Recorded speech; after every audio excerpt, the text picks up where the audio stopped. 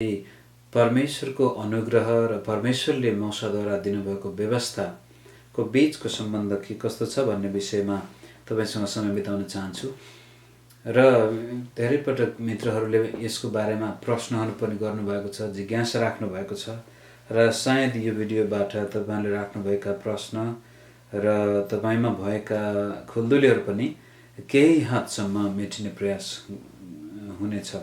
हुन त अब यो छोटो समयमा धेरै गहन विषय हो, यसलाई पूर्ण रूपले त कभर गर्न सकिँदैन र पनि आशा छ तपाईको जीवनमा यसप्रति भएको जिज्ञासालाई केही न केही हदसम्म सहायता मिल्नेछ। कारण परमेश्वरको अनुग्रह र व्यवस्थालाई ठिकसँग हामीले नबुझेको खण्डमा यसले हाम्रो विश्वासको जीवनमा पनि हामीलाई घाटा दिन सक्छ, हामी अन्यायमा पर्न सक्छौँ र विशेष गरी हामी हिन्दू तथा बुद्धिस्ट ब्याकग्राउन्डबाट आएका विश्वासीहरूको निम्ति कता कता धर्म कर्महरू हाम्रो निम्ति विश्वासभन्दा बढी माने राख्छन् कि भन्ने डर पनि छ भने अर्कोतिर अनुग्रहलाई अत्यन्तै बढी तानेर यसलाई परमेश्वरको व्यवस्थाको विरुद्धमा उठाएको पनि हामी कतिपटक देख्दछौँ। त्यो पनि गलत व्याख्या हो। त्यसै कारण परमेश्वरको व्यवस्था र परमेश्वरको अनुग्रह बीच कस्तो सम्बन्ध छ र हामी दुईको बीचमा कसरी जीवन बिताउन सक्छौँ भन्ने विषय तपाईसँग राख्न चाहन्छु। अब व्यवस्था परमेश्वरले मूसाद्वारा इजरायलीलाई दिनुभयो र त्यो व्यवस्था दिने बेलामा इजरायलीहरू मिस्र देशबाट निस्केर उजाड स्थानमा थिए। अनि त्यतिखेर त मूसालाई परमेश्वरले खाली 5वटा पुस्तक मात्रै दिनुभएको छ। तर व्यवस्था भन्ने बित्तिकै हामी अगमवक्ताका किताबहरू, भजन सङ्ग्रहकोदेखि लिएर हितोपदेशदेखि लिएर यीशु ख्रीष्ट आउनुभन्दा अगाडिको जुनसुकै परमेश्वर र मानिस बीचको क्रियाकलापलाई कतिपटक व्यवस्थासँग दाँजिएको छ। अनि एउटा कुरो के सुरुमै स्पष्ट पार्न चाहन्छु भनेदेखि व्यवस्था आउन अगाडि, व्यवस्थाको समयमा र व्यवस्था आइसकेपछि पनि मानिस र परमेश्वरको बीचको जुन सम्बन्ध थियो त्यसलाई कायम राख्नको लागि मानिसमा विश्वासको आवश्यकता पर्दथ्यो। जसरी आज हामीले ख्रीष्ट येशूलाई विश्वास गर्दछौँ त्यसरी नै व्यवस्था पहिला, व्यवस्थाको समयमा र व्यवस्थापछि पनि त्यो विश्वासद्वारा नै मानिसहरू परमेश्वरसँग सम्बन्ध राख्न सक्ने भएका थिए। त्यस हिसाबले व्यवस्था परमेश्वरले इजरायलीहरूलाई किन दिनुभयो त भन्दाखेरि नम्बर 1 व्यवस्थालाई विभाजन गर्न सकिन्छ। जसरी 3 भागमा विभाजन गरिएको छ व्यवस्थालाई। एउटा चाहिँ प्रशासनिक व्यवस्था, अर्को धार्मिक व्यवस्था र अर्को नैतिक व्यवस्था। अब त्यही व्यवस्थालाई विभाजन गर्दाखेरि त्यसमा 3 तहहरू हामी देख्न सक्दछौँ। पहिलो कुरो प्रशासनिक अथवा राजनैतिक, जसलाई अङ्ग्रेजीमा सिभिल लज भन्छ।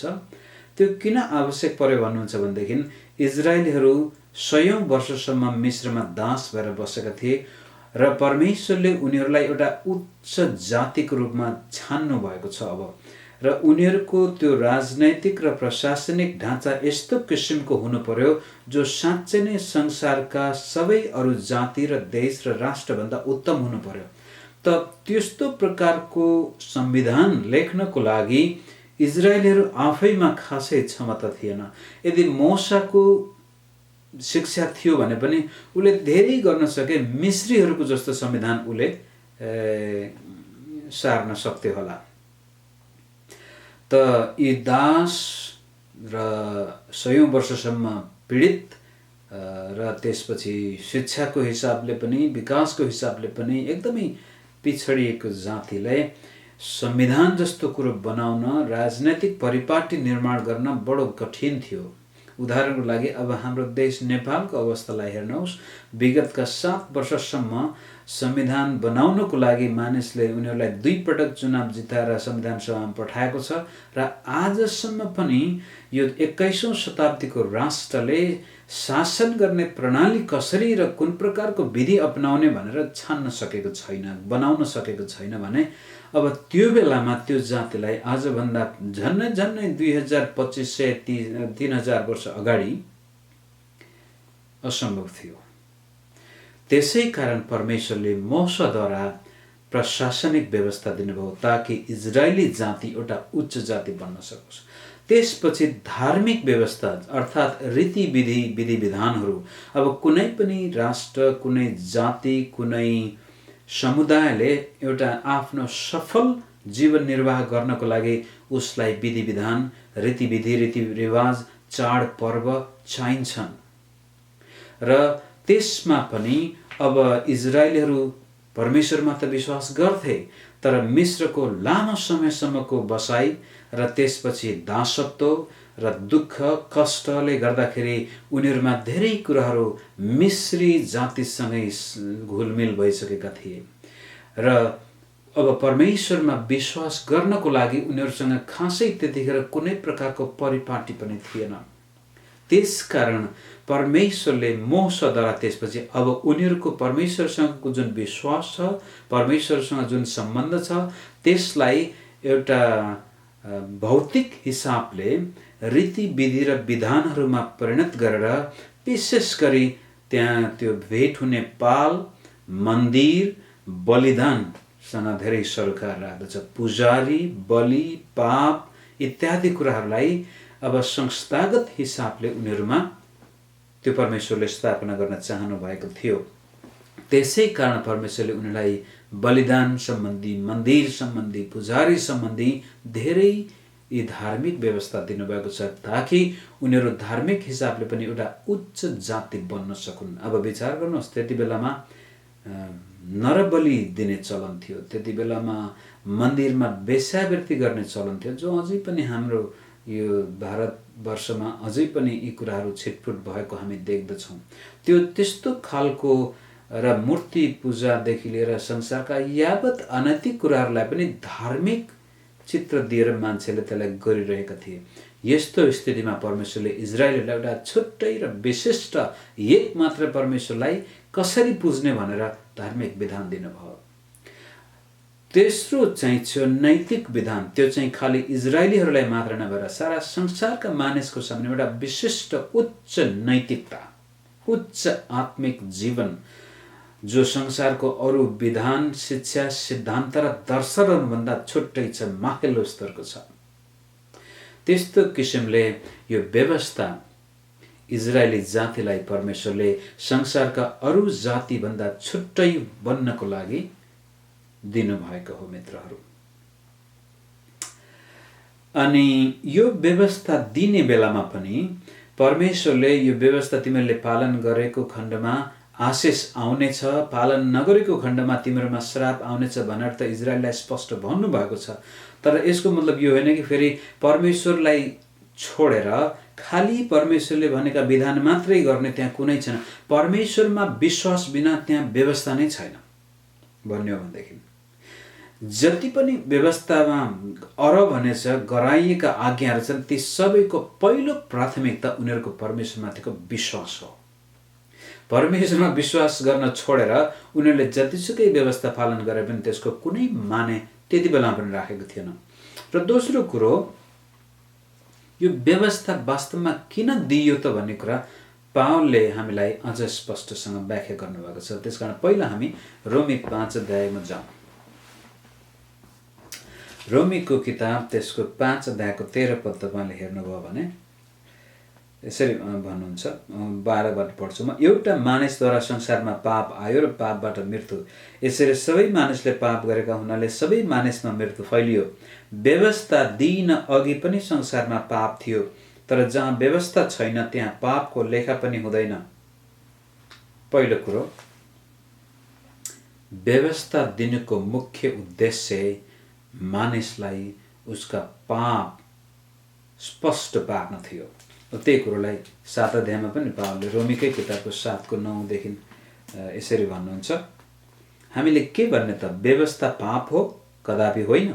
यदि व्यवस्था नभए मैले पाप थाहा पाउने थिइनँ, किनकि तैँले लोभ नगर भनी व्यवस्थाले नभनेको भए लोभ गर्नु के हो सो थाहा पाउने नै थिएन। तर पापले आज्ञामा मौका पाएर ममा सबै किसिमका लोभ उत्पन्न गरायो। व्यवस्था बिना त पाप मुर्दा तुल्य हो। व्यवस्था बिना रहँदा एकपल्ट म जीवित थिएँ, तर आज्ञा आएपछि पाप जागी उठेर म चाहिँ मरे। अर्थात् पावलले भन्न खोजेको के थियो भनेदेखि व्यवस्था चाहिँ यस्तो किसिमको ऐना हो जसले हाम्रा पापलाई स्पष्ट पारिदिन्छ, मानिसका पापलाई छर्लङ्गै पारिदिन्छ, मानिसको पापको गहिराई देखाइदिन्छ व्यवस्थाले। त्यसै कारण परमेश्वरले व्यवस्था दिएर मानिसले मुक्ति पाओस् भन्नुको सट्टामा व्यवस्था पाएर मानिसले आफ्नो पापलाई चिनोस् र त्यसपछि मुक्तिदाताको खोजी गरोस् भन्ने उद्देश्यले व्यवस्था दिइएको हो। मित्रहरू, गलातीको किताबमा पनि पावलले यसरी भन्नुभएको छ। गलाती 3:24 म 23बाट पढ्छु। तर विश्वास आउन अघि हामी व्यवस्थाको वशमा थियौँ र विश्वास प्रकट नभएसम्म हामी थुनिएका थियौँ। विश्वासद्वारा हामी धर्मी ठहरन सकौँ भनेर व्यवस्थालाई हाम्रो संरक्षक भई हामीलाई ख्रिस्टसम्म डोर्याउने जिम्मा दियो। भन्न खोजेको कुरो, व्यवस्थाले हामीलाई ख्रिस्टसम्म डोर्यायो र ख्रिस्ट आउन अघि व्यवस्थाले ख्रिस्टलाई औल्याउँदै थियो। सारा मानिसहरूले जब व्यवस्था एउटा बोका लगेर मन्दिरमा बलि चढाउन जाँदाखेरि वास्तवमा तिनीहरूको दृष्टि चाहिँ आउनुहुने ख्रिस्टमाथि थियो। त्यसै कारण पावलले भन्छ व्यवस्था चाहिँ हामीलाई हाम्रा पाप देखाउन र त्यसपछि मुक्तिदातातिर हाम्रो आँखा उठाउनको लागि आज्ञा गर्न व्यवस्था हामीलाई दिएको थियो। व्यवस्थाले पापको ज्ञान दिन्छ र व्यवस्थाले हामीलाई मुक्तिदाता चाहिन्छ भन्ने कुरा देखाउँछ। त्यसै कारण व्यवस्था हाम्रो बिचमा परमेश्वरले दिनुभएको हो। कारण व्यवस्थाको बेलामा पनि, व्यवस्था अघि पनि, व्यवस्था पछि पनि परमेश्वरसँग सम्बन्ध राख्ने एउटै मात्रै माध्यम हो, त्यो चाहिँ परमेश्वरमा विश्वास। प्रभुले त्यो मानिसलाई जुनसुकै प्रकारको प्रकाश दिएको छ आफ्नो बारेमा, त्यो प्रकाशमाथि विश्वास गर्नु। जसै अब्राहम अघिका सन्तहरूले र अब्राहम पछिका सन्तहरूले पनि परमेश्वरमा विश्वास गरेर नै आफ्नो सम्बन्ध कायम गरेका छन्। त्यस किसिमले व्यवस्था चाहिँ मानिसलाई मुक्ति दिन होइन, व्यवस्था मुक्तिदाताको खाँचो मानिसले थाहा पाओस् भन्ने कुराको ज्ञान दिन आएको हो। अब येशू ख्रिस्टको पालामा के भयो भन्नुहुन्छ भनेदेखि, जब प्रभु संसारमा आउनुभयो त्यति बेलासम्ममा परमेश्वरले दिनुभएको व्यवस्था यो यहुदी धर्मगुरुहरूको तिनीहरूले गरेको उल्थाको उल्था, तिनीहरूले बनाएका रीतिविधि र विधान तिनीहरूले अझै थपथाप र त्यसमा बढाइ चढाइ गर्दा गर्दा यस्तो किसिमले बनाइसक्यो कि जबकि वास्तवमा परमेश्वरका आज्ञाहरू चाहिँ बिर्सिसके, तर उनीहरूले गर्नुहुने र नगर्नुहुने कुराहरूको थुप्रो तिनीहरूको मानिसको टाउकोमा तिनीहरूले राखेका थिए। अब त्यो कुरोलाई प्रभुले मर्कुस 7 अध्यायमा यसरी भन्नुभएको छ।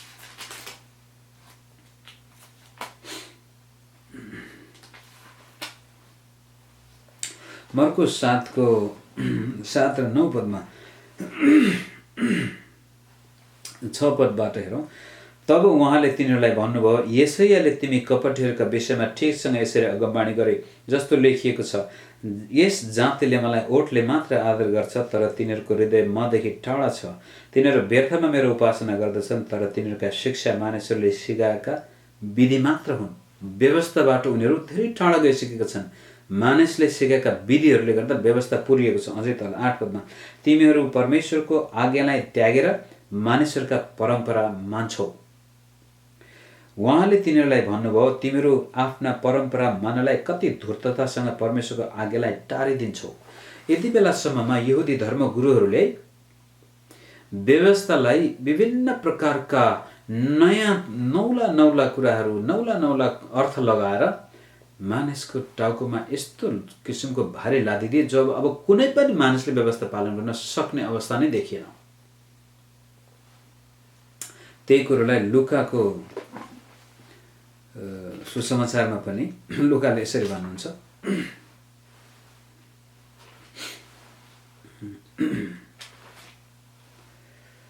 लुका 11 अध्यायको 46 पदमा प्रभुले भन्नुहुन्छ, यसुले भन्नुभयो, तिम्रो व्यवस्थाका पण्डितहरूलाई पनि धिक्कार। किनकि बोक्न नसक्ने भारी मानिसहरूमाथि तिमीहरूले लाद्दछौ, तर तिमीहरू आफै चाहिँ एक औँलाले पनि ती भारीहरू छुँदैनौ। अब हेर्नुहोस् है, जब जब धार्मिक र राजनैतिक विकृति आउँछ, त्यसपछि धार्मिक अगुवाहरूले धर्मग्रन्थलाई र राजनैतिक नेताहरूले र शासकहरूले त्यो देशको नियम कानुनलाई बङ्ग्याउँछन्। जसै एउटा कुनै निरङ्कुश शासक र निरङ्कुश शासन गर्ने पार्टी कुनै देशमा आयो भनेदेखि त्यसपछि उनीहरूले विपक्षीहरूलाई बसमा राख्नको लागि, तह लगाउनको लागि नयाँ नियमहरू बनाउँछन् र बहानाको रूपमा उनीहरूले गएर मान्छेलाई पक्रिन्छन् र सधैँको लागि झ्यालखानामा हालिदिन्छन्। त्यस्तै किसिमले यहुदी धर्मगुरुहरूले पनि यस्ता किसिमका रीतिविधि र परम्पराहरू बनाए जसको कारण अब मानिसहरू उनीहरूको दबावमा बाँच्नुपर्ने अवस्था भयो।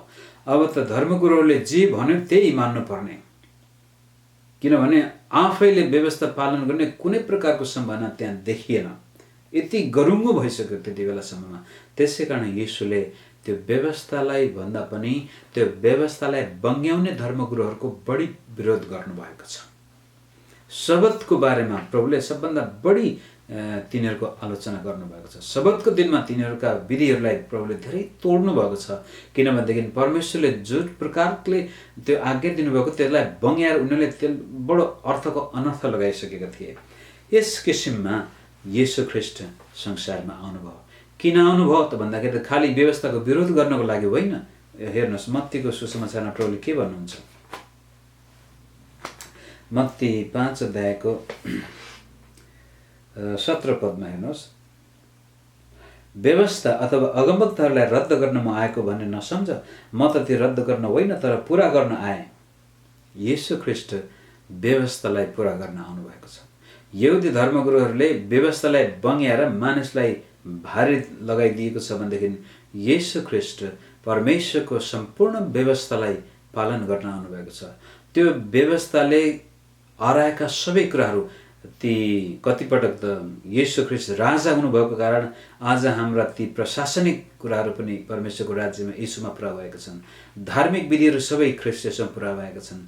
नैतिक कुराहरूको त कुरै छोडिदिउँ, आज संसारमा येशू ख्रीष्टको महान आज्ञा सारा संसारका नैतिकतामाथि राज्य गर्ने आज्ञा हो।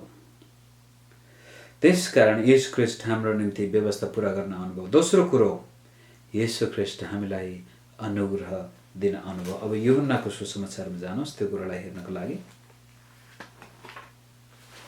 यूहन्ना 1 अध्यायको 14 पदमा यसरी भन्छ, अनि वचन देहधारी हुनुभयो र अनुग्रह र सत्यले पूर्ण भई हाम्रो बीचमा बास गर्नुभयो। हामीले उहाँको महिमा देख्यौँ, जुन महिमा पिताबाट आउनुभएको एकमात्र पुत्रको जस्तो थियो। अनि 16 पदमा, उहाँका अनुग्रहको पूर्णताबाट हामीले एउटा अनुग्रहमाथि अर्को अनुग्रह पाएका छौँ, किनभने व्यवस्था मूसाद्वारा दिइयो, अनुग्रह र सत्य चाहिँ येशू ख्रीष्टद्वारा आए। यूहन्नाले भन्दैछ, जसरी मत्तीले भन्यो कि येशू ख्रीष्ट व्यवस्था पुरा गर्न आउनुभयो, अनि व्यवस्था पूर्ण रूपले येशूले आफ्नो जीवनमा पुरा गर्नुभएको कारण अब हामीलाई उहाँले नौलो किसिमको व्यवस्था, जो चाहिँ अनुग्रह, वास्तवमा व्यवस्था पनि त्यही अनुग्रहकै एउटा अभिन्न अङ्ग हो। व्यवस्था दिँदाखेरि पनि परमेश्वरले अनुग्रहमा नै त्यो दिनुभएको, तर अहिले चाहिँ किन अनुग्रहमाथि अनुग्रह यूहन्नाले भन्छ भनेदेखि हामी कहिल्यै पापबाट मुक्ति पाउन नसक्ने, कहिल्यै परमेश्वरको व्यवस्था पुरा गर्न नसक्ने मानिस भएको कारण येशू ख्रीष्ट स्वयं मानिस भएर आउनुभयो र आफ्नो शरीरमा हाम्रा सबै पाप बोक्नुभयो। अब त्यो कुरोलाई कोरिन्थीको किताबमा तपाईँ जानुहोस्, बडो स्पष्टसँग पावलले दोस्रो कोरिन्थी 5 अध्यायमा यसरी भन्नुभएको छ। दोस्रो कोरिन्थी 5 अध्यायको 21 पद, किनकि हामी उहाँमा परमेश्वरको धार्मिकता बन्न सकौँ भनेर पाप नचिन्नु हुनेलाई परमेश्वरले हाम्रा खातिर पाप बनाउनु भयो। पाप नचिन्नु हुनेलाई परमेश्वरले हाम्रा खातिर पाप बनाउनु भयो। येशू ख्रीष्ट हाम्रो निम्ति पाप हुनुभयो र त्यसपछि त्यो पाप बलि पनि आफै हुनुभयो र त्यो थुमा, जो संसारका पाप उठाइ लैजाने थुमा चाहिएको थियो, त्यो पनि उहाँ आफै बन्नुभयो र तेस्रो दिनमा मुर्दाबाट बौरी उठ्नु भएको कारण हामीलाई अब ख्रीष्ट येशूले सित्तैमा अनुग्रहमाथि अनुग्रह दिन सक्नुहुन्छ। जसरी मोसाद्वारा व्यवस्था आएर पापको ज्ञान हामीलाई हासिल भयो, अब त्यसपछि ख्रीष्ट येशूद्वारा सित्तैमा त्यो पापबाट मुक्ति हामीले पायौँ, जसलाई अनुग्रहमाथि अनुग्रह भनेर यूहन्नाले भन्दछ। यस कारण मित्रहरू, यो व्यवस्था पनि अनुग्रह नै हो, येशू ख्रीष्टले हामीलाई दिनुभएको मुक्ति पनि अनुग्रह नै हो। कारण व्यवस्था पालन गरेर कसैले मुक्ति पाएको पनि थिएन र पाउन सक्ने सम्भावना पनि थिएन हो। तर एउटा कुरो चाहिँ के छ भनेदेखि, स्वयं परमेश्वरले दिनुभएको यो प्रशासनिक व्यवस्था, धार्मिक व्यवस्था, नैतिक व्यवस्था, यदि यसलाई कसैले पालन गर्न चाहन्छ भने अवश्य पनि त्यो व्यक्तिको जीवनमा उन्नति आउनेछ। त्यो स्पष्ट कुरा हो। त्यो तर त्यसलाई पालन गर्नुको सट्टामा त्यसलाई उल्लङ्घन गर्छ कसैले भनेदेखि त्यसको क्षति पनि त्यसले बेहोर्नेछ। त्यो त स्पष्टै छ। हो, हामी व्यवस्था पुरा पालन गर्न सक्दैनौँ भन्दैमा अब व्यवस्थालाई उल्लङ्घन गरेको खण्डमा त्यो उल्लङ्घन गरेको दण्ड पनि छ। त येशू ख्रीष्टमा आएर के भयो भन्नुहुन्छ भनेदेखि, हामीले जुन व्यवस्था उल्लङ्घन गरेका थियौँ, पालन गर्ने प्रयास गर्नुको त कुरै छोडिदिउँ, हामी त परमेश्वरको व्यवस्थालाई घृणा गर्ने व्यक्ति भएका थियौँ। त्यसको विरोध गर्ने, त्यसलाई चाहिँ उल्लङ्घन गर्नतिर हामी उक्सेका थियौँ। त्यस्तो स्थितिको दण्डलाई पनि येशू ख्रीष्टले त्यो व्यवस्था हाम्रो निम्ति पालन गरिदिएको कारण आज हामीलाई सित्तैमा उहाँले आफ्नो अनुग्रह दिनुभएको कारण हामीले मुक्ति पाएका छौँ। कारण परमेश्वर सधैँ अनुग्रही हुनुहुन्थ्यो। जब आदमलाई परमेश्वरले अदनको बगैँचामा आएर सोध्नुभयो, आदम तिमी कहाँ छौ भन्दाखेरि त्यो पनि अनुग्रहको आवाज थियो।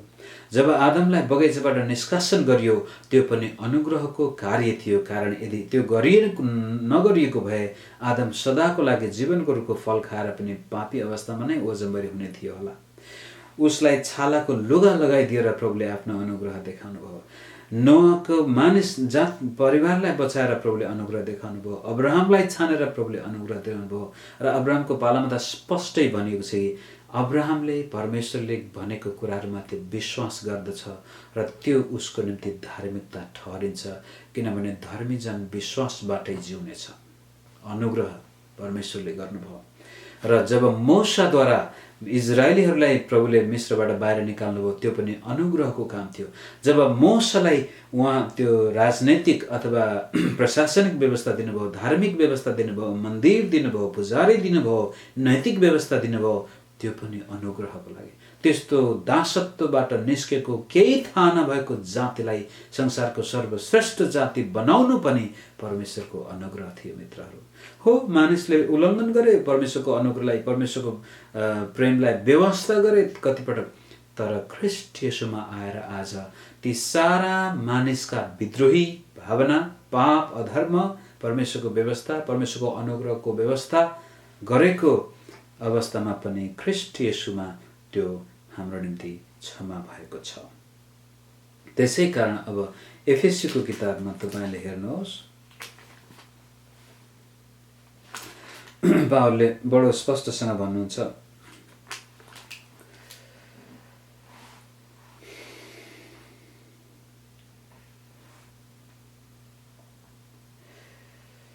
म 2 अध्यायको 1बाट पढ्छु। तिमीहरू आफ्ना अपराध र पापहरूद्वारा मरेको बेलामा उहाँले तिमीहरूलाई जीवित पार्नुभयो। यिनैमा यस संसारको रीति अनुसार आकाशको शक्तिको मालिनुसार अनाज्ञाकारिताका सन्तान अहिले काम गर्ने आत्माअनुसार तिमीहरू अघि एकपल्ट चल्दै थियो। तिनीमध्ये हामी सबै पनि शरीर र मनको इच्छा पूरा गरेर आफ्नो पाप स्वभावका लालसामा अघि जिउँदथ्यौँ र बाँकी मानिस जस्तै हामी स्वभावले क्रोधका सन्तान थियौँ।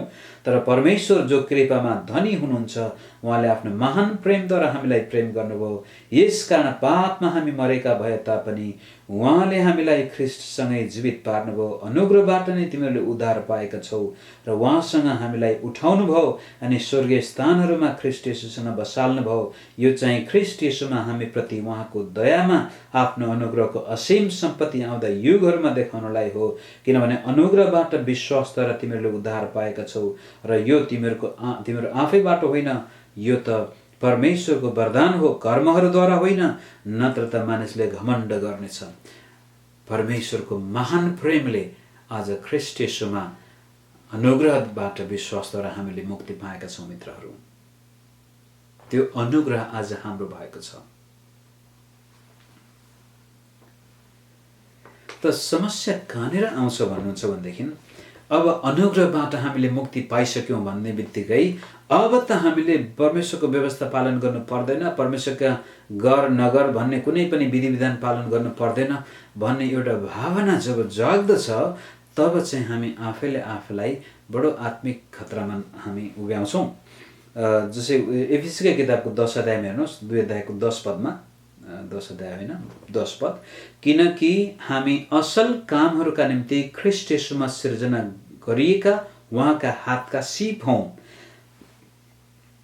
हामी ती बमोजिम हिँडौँ भन्ने हेतुले परमेश्वरले पहिलेबाटै ती तयार गर्नुभएको छ। अब नयाँ नियममा धेरै पटक यो गर्नु त्यो नगर्नु, यो गर्नु त्यो नगर्नु भनेर भनिएको छ, आज्ञा दिएको छ हामीलाई। त अनुग्रहबाट हामीले मुक्ति पायौँ भन्दैमा अब चाहिँ हामी अनुग्रहको गीत मात्रै गाएर बोलीमा, सोचाइमा र काममा हामी पापैमा बसेका छौँ भनेदेखि यसले हाम्रो मुक्तिमा नै शङ्का उठाउँदछ। कारण हामीलाई त परमेश्वरले असल कामको लागि सृजना गर्नुभएको हो। अनि मत्ती 5 अध्यायको 16 पदमा पनि प्रभुले भन्नुहुन्छ, हुन त अगाडिदेखि नै हेर्नुभयो भनेदेखि तिमीहरू संसारका नुन हौ, तिमीहरू डाँडामा बसालेको सहरहरू, तिमीहरू ज्योति हौ, बत्ती हौ। त्यसको मतलब हो हामीमा जुन असल चरित्र छ, जो असल भावना, असल काम छ, त्यो स्पष्ट बाहिर देखिन पर्यो। मानिसले हामीलाई हेर्ने बित्तिकै हामी भित्र भएको जुन मुक्तिको काम छ, परमेश्वरको आत्माले जुन मुक्ति हामीलाई दिनुभएको छ, त्यो मुक्ति अब हाम्रो व्यवहारमा परिवर्तन हुनु पर्यो। असल कामहरू देखेर परमेश्वरलाई ती मानिसहरूले महिमा दिउन् भनेर प्रभु तिमीहरूका असल कामहरू मानिसको सामनेमा चम्किउन् र त्यसबाट स्वर्गमा हुने तिमीहरूका पितालाई मानिसले महिमा दिउन् भनेर प्रभुले भन्नुभएको छ। त फेरि समस्या कहाँनिर आउँछ भनेदेखि अब यो अनुग्रह पाइसकेको मानिसको जीवनमा पनि यदि पाप छ भने अब त्यसलाई कसरी समाधान गर्ने? यहाँनिर आएर धेरै विश्वासीहरू अलमलमा परेका छन्। मित्रहरू, रोमीको किताबमा पावलले फेरि यो विषयलाई छुनु भएको छ। रोमी 6 अध्यायको 1 र 2 पद हेर्नुहोस्।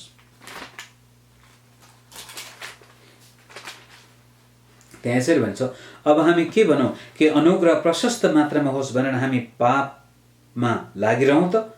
कदापि होइन। हामी जो पापको लेखी मर्यौँ त कसरी हामी अझै त्यसैमा जिउनु? के तिमीहरू जान्दैनौ हामी सबै जतिले ख्रीष्ट येशूमा बप्तिस्मा लियो उहाँकै मृत्युमा बप्तिस्मा लिएका थियौँ। यसकारण बप्तिस्माद्वारा हामी मृत्युमा उहाँसँगै गाडियौँ, ताकि जसरी पिताको महिमाद्वारा ख्रीष्ट मरेकाहरूबाट जीवित पारिनु भयो त्यसरी हामी पनि नयाँ जीवनको मार्गमा हिँड्यौँ। यदि उहाँको मृत्युमा हामी उहाँसँगै एउटै भएका छौँ भने उहाँको पुनरुत्थानमा पनि निश्चय नै हामी उहाँसँगै एउटै हुनेछौँ।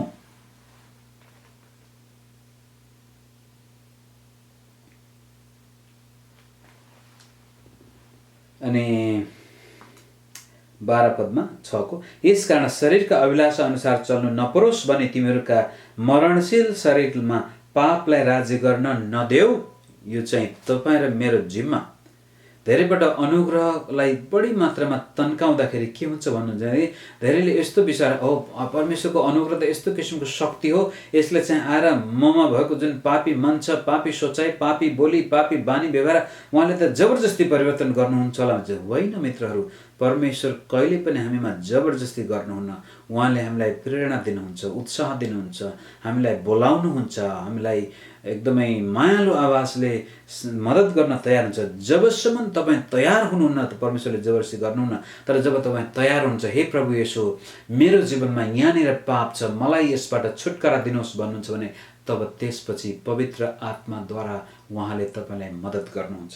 यहाँ यसरी भन्छ 13 पदमा, आफ्ना शरीरका अङ्गहरू दुष्टताका साधनको रूपमा पाप गर्नलाई समर्पण नगर, तर मृत्युबाट जीवनमा ल्याइएका मानिसहरू जस्तै आफैलाई परमेश्वरका दिइहाल र शरीरका अङ्गहरूलाई धार्मिकताका साधन जस्तै परमेश्वरका समर्पण गर, किनकि पापले तिमीहरूमाथि राज्य गर्ने छैन, किनकि तिमीहरू व्यवस्थाको अधीनमा छैनौ तर अनुग्रहको अधीनमा छौ। अब अनुग्रहको अधीनमा भएको कारण हामी परमेश्वरको शक्तिबाट पापमाथि विजय पाउन सक्छौँ। अनुग्रहको अधीनमा हामी भएको कारण येशू ख्रीष्टले हामीलाई अनुग्रहमाथि अनुग्रह दिनुहुन्छ भनेर यूहन्नाले 1 अध्यायको 17 पदमा भन्नुभयो। यस कारण अब चाहिँ हामीले यदि म ख्रीष्टमा आएको छु, मैले मुक्ति पाएको छु भने अवश्य पनि मेरो मुक्ति त सुरक्षित छ मित्रहरू। तर त्यसको मतलब अटोमेटिकली के भन्छ, आफसे आफ ममा भएका सारा पापी सोचाइ, पापी बोली, पापी व्यवहार अब आफै निर्मूल हुन्छ भन्न खोजेको चाहिँ होइन। त्यसको लागि तपाईको आफ्नो इच्छा, तपाईको चाहना, तपाईको निर्णय अत्यन्त महत्त्वपूर्ण छ। जब तपाईँ ख्रीष्टकहाँ जानुहुन्छ र भन्नुहुन्छ प्रभु येशू मलाई अनुग्रह गर्नुहोस्, मेरो यो क्षेत्रमा परमेश्वर सहायता गर्नुहोस् भन्नुहुन्छ भनेदेखि त्यतिखेर पवित्र आत्मा तपाईँमा काम गर्नुहुन्छ र तपाईँलाई तपाईँका पापबाट छुटकारा हुनको निम्ति उहाँले तपाईँलाई मद्दत गर्नुहुन्छ। त्यसलाई अझ स्पष्ट पार्न हामी 8 अध्यायमा जाउँ। रोमीको 8 अध्यायको 13 पद। 12 हुन त 8 अध्याय माथिबाटै तपाईँले हेर्नुभयो भने अझ स्पष्ट हुन्छ, तरै पनि 12बाट म अहिले समयको कारण। यसैले त भाइ हो, पाप स्वभाव अनुसार जिउनलाई हामी पाप स्वभावप्रति बाध्य छैनौँ। तपाईँ बाध्य हुनुहुन्न। यदि तपाईँमा कुनै पाप छ भनेदेखि तपाईँले त्यो पाप गरि नै रहनुपर्छ भन्ने कुनै बाध्यता छैन।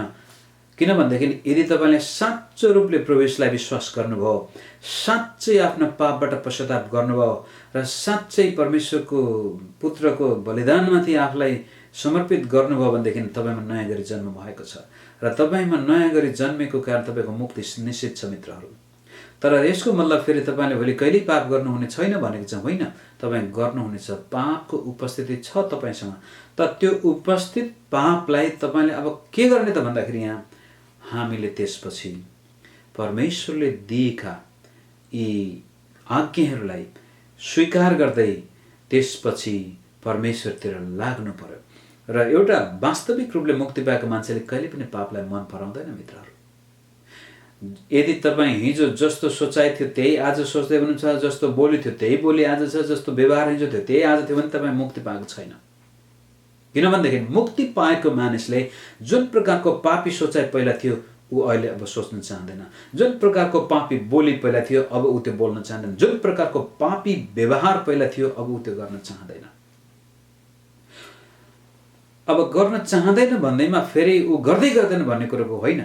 कति पटक हामी यो कमजोर मानवीय शरीरमा भएको कारण हामीलाई नराम्रा सोच आउँछन्, नराम्रो बोली पनि कतिपटक मुखबाट फ्याट्ट निस्किन सक्छ, नराम्रा काम पनि हाम्रो हातबाट हुन सक्छन्।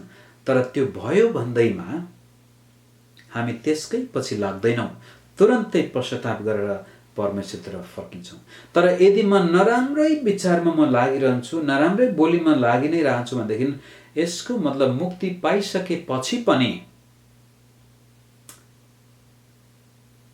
मैले मेरो शरीरका कामलाई आफ्नो शरीरमा काम गर्न दिइरहेको जस्तो हुन्छ।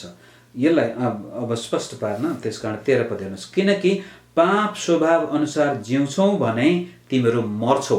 अब यो मर्छौ भन्ने शब्दलाई चाहिँ हुन त यो पुरै तपाईँले 7 र 8 अध्याय हेर्नुभयो भनेदेखि यो यस्तो किसिमको मर्छौ हो जसले चाहिँ तपाईँको मुक्ति गुमाउनुको सट्टामा तपाईँमा कुनै न कुनै कुराको मृत्यु हुनेछ। यो पापमा तपाईँ जब जीवन क्रिस्चियन हो, मुक्ति पाउनु भएको छ र पनि तपाईँ पापमा जीवन बिताउँदै हुनुहुन्छ भनेदेखि त्यो पापले तपाईँमा मृत्यु उत्पन्न गराउँदैछ।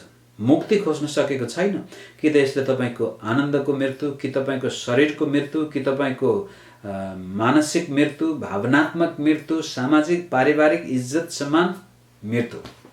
पापले कहिले पनि हाम्रो भलो गर्दैन। किनकि पाप स्वभाव अनुसार जिउँछौ भने तिमीहरू मर्छौ, तर यदि पवित्र आत्माद्वारा शरीरका कार्यहरू तिमीहरूले निर्मूल पार्यौ भने तिमीहरू जिउने छौ। यो मुक्ति पाइसकेको मान्छेलाई भन्दैछ पावलले। ख्रीष्ट येशूमा अब दण्डको आज्ञा छैन भनेर पहिले भनिसकेको छ र तिनै मानिसलाई भन्दैछ यदि तिमीहरू पाप अनुसार शरीरमा आफ्ना पाप स्वभाव अनुसार जिउँछौ भनेदेखि तिमीहरू मर्नेछौ, तर त्यही पवित्र आत्माद्वारा शरीरका कामलाई निर्मूल पार्यो। यो निर्मूल भन्नाले मार्यो भन्ने शब्द चलाउनु पर्ने, वास्तवमा मोर्टिफाई भन्ने।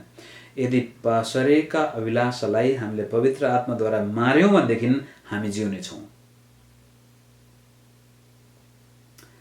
त्यस किसिमले यो विषयमा तपाईँले ध्यान दिनुपर्ने कुरा के छ भन्ने हुन्छ कि यदि तपाईँ कुनै क्षेत्रमा स्ट्रगल गर्दै हुनुहुन्छ, तपाईँलाई गाह्रो छ, तपाईँ त्यही काम घरिघरि गर्दै हुनुहुन्छ भनेदेखि केही न केही कमजोरी छ तपाईँमा। तपाईँले आफ्ना शरीरका यहाँ के भन्छ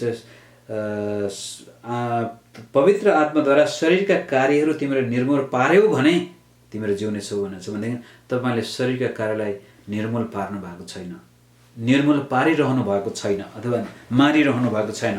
अनि यो एकचोटि मार्दैमा मर्ने कुरो पनि होइन, एकचोटि मार्दैमा सधैँभरिको लागि मर्ने कुरो पनि होइन, मारि नै राख्नुपर्ने हुन्छ मित्रहरू। प्रत्येक दिन तपाईँले आफ्नो शरीरका अभिलाषालाई, शरीरका कामलाई मार्नुपर्ने हुन्छ। अनि त्यसको लागि हामीलाई प्रभुले दिनुभएको छ पवित्र आत्मा। तर एउटा रहस्य यहाँनिर के छ भनेदेखि जबसम्म तपाईँ आफ्नो पापलाई पाप भनेर स्वीकार गर्नुहुन्न, जबसम्म तपाईँले आफ्ना शरीरका कामलाई बडो डरलाग्दो किसिमले घृणित हिसाबले हेर्नुहुन्न भनेदेखि तपाईँले पश्चाताप गर्नुहुन्न। यदि पश्चाताप गर्नुहुन्न भनेदेखि पवित्र आत्माले त्यहाँ काम गर्नुहुन्न। जहाँ पापलाई स्वीकारिन्छ, जहाँ पापलाई चाहिँ जस्टिफाई गरिन्छ, त्यो व्यक्तिको जीवनमा पवित्र आत्माले काम गर्नुहुन्न। तर पश्चाताप गर्ने व्यक्तिको जीवनमा पवित्र आत्माले काम गर्नुहुन्छ। त्यसकारण अब दोस्रो एउटा कुरो के छ यहाँनिर भन्नुहुन्छ भनेदेखि धेरै मानिसहरू एउटै पापमा सधैँभरि परिरहेका हुन्छन्, चाहँदैनन् त्यो गर्ने तर त्यही गरिरहेका हुन्छन्। त्यो चाहिँ के छ भन्नुहुन्छ भनेदेखि त्यस्ता व्यक्तिको निम्ति क्षमा भन्दा पनि, पश्चाताप गर्नुभन्दा पनि चङ्गाइको आवश्यकता छ मित्रहरू। यदि तपाईँ कुनै पापमा फस्नु भएको छ, तपाईँ त्यो गर्न चाहनुहुन्न र पनि त्यसैमा तपाईँ आफूलाई बन्दी भएको पाउनुहुन्छ, कैदी भएको पाउनुहुन्छ भनेदेखि तपाईँलाई अब परमेश्वरको चङ्गाइको खाँचो छ। जुन कुरो पहिलो पत्रुस 2:24 पत्रुसले यसरी भन्नुभएको छ, 2:24 पहिलो पत्रुस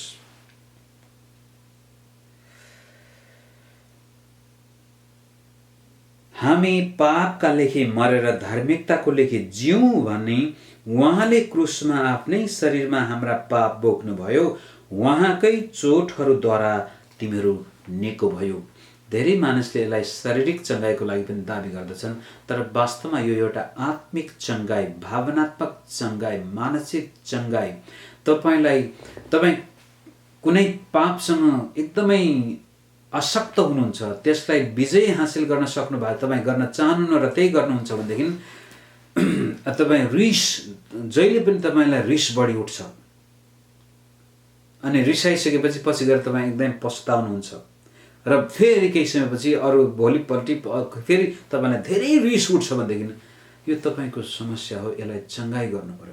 कता कता तपाईँको बचपनदेखि नै तपाईँको परिस्थिति, तपाईँको अनुभव, तपाईँको परिवार अथवा कुन अवस्थामा किन तपाईँ के कुरोले तपाईँलाई रिस उठाइरहेको छ त्यो पत्ता लगाउनु पर्यो र त्यो ठाउँमा चङ्गाइ परमेश्वरको शक्तिबाट आउनु पर्यो। ख्रीष्टका कोर्रका चोलले तपाईँ निको हुनु पर्यो। अब चाहिँ क्षमा मात्र होइन कि तपाईँ निको हुनु पर्यो, ख्रीष्ट येशूको चङ्गाइको शक्तिको लागि तपाईँले विश्वास गर्नु पर्यो। र यदि सक्नुहुन्छ भनेदेखि अरू आफ्ना मित्र अथवा परिवारका सदस्य अथवा आफूभन्दा अग्रज विश्वासीहरू, पास्टर, अगुवा जसलाई तपाईँ साँच्चै विश्वास गर्नु। कुनै कुनै पाप यस्तो, धेरै विश्वासीहरू यस्तो पापमा फसेका छन् जो अरूलाई भन्न उनीहरू लजाउँछन्।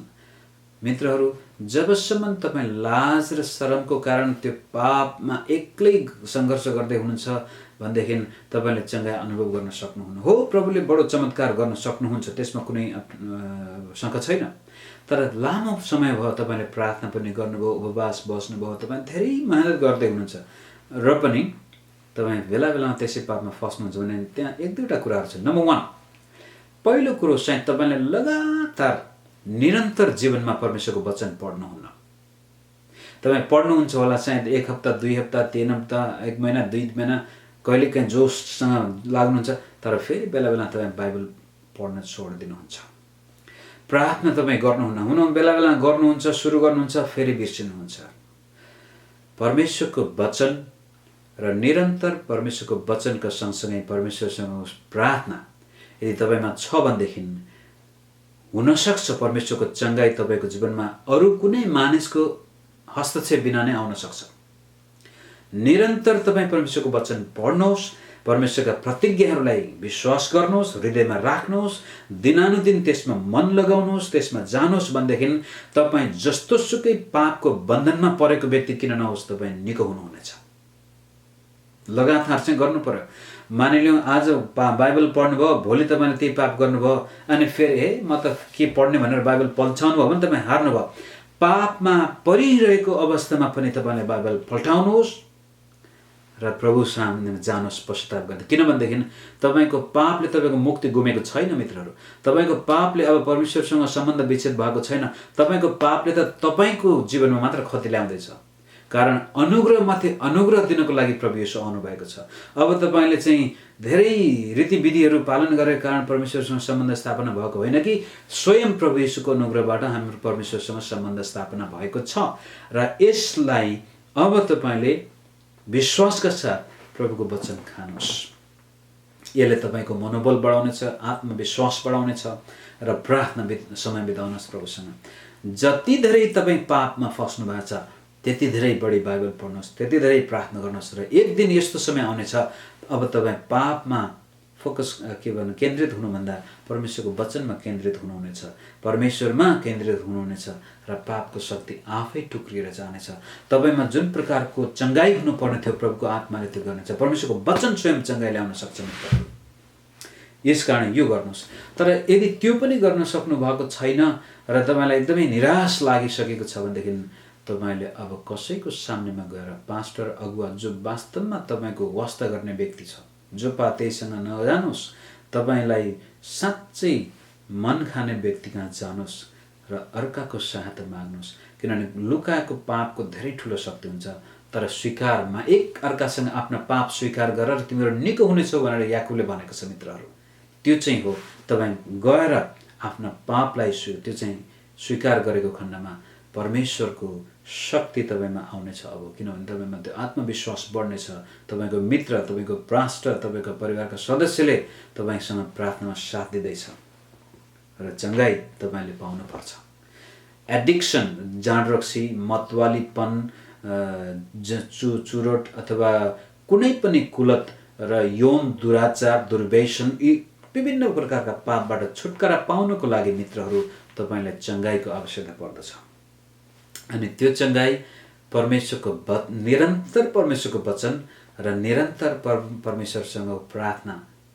परमेश्वरसँग प्रार्थना भने त्यही माग्ने, प्रभु मलाई निको निको होइन कि प्रभुसँग हिँड्नु पर्यो, प्रभु सँगसँगै समय बिताउनुहोस्। दुईवटा कुरा तपाईँले लगातार गर्नुभयो भनेदेखि मित्रहरू तपाईँ एक दिन आफ्नो जीवनमा पापबाट पूर्ण रूपले विजयी हुनुहुनेछ। यसको मतलब तपाईँ फेरि कहिल्यै पाप गर्ने होइन भने होइन, तर तपाईँ पापको कैदी चाहिँ होइन। तपाईँले गएर भोलि गएर कसैसँग फेरि रिस उठ्न सक्छ, मुखबाट नराम्रो शब्द निस्किन सक्छ र पनि तुरन्तै पश्चाताप गर्नुहुन्छ। अब यसले तपाईँलाई कैदमा राख्न सक्दैन र अनुग्रहमाथि अनुग्रह दिने परमेश्वरलाई तपाईँ हृदयबाटै बडो आनन्दले भरिएर सेवा गर्न सक्नुहुनेछ। अनि त्यसै कारण व्यवस्था आज हाम्रो सामनेमा छ।